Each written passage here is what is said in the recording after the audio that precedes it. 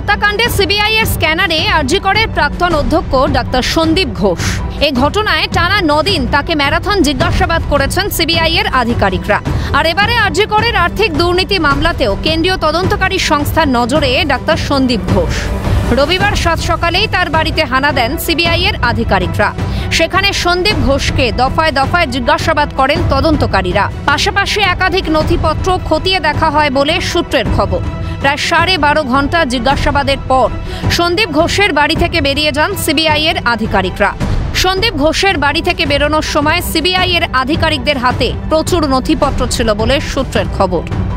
এদিকে সিবিআই আধিকারিকরা বেরোনোর সময় সন্দীপ ঘোষকে এই অভিযানের বিষয়ে প্রশ্ন করা হলে তিনি কোনো উত্তর না দিয়েই দরজা বন্ধ করে দেন বলে অভিযোগ।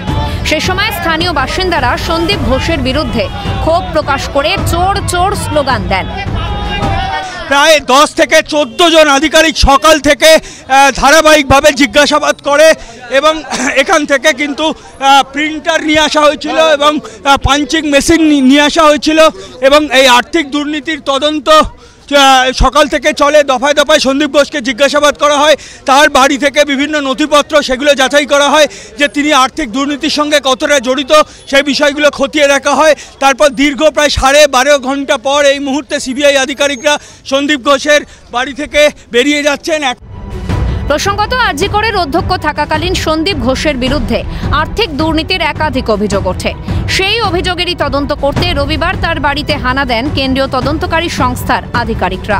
সিবিআই এর এই সক্রিয়তায় আগামী দিনে আরজি কর আর্থিক দুর্নীতি কাণ্ডের কোনো চাঞ্চল্যকর তথ্য উঠে আসে কিনা সেটাই এখন দেখার।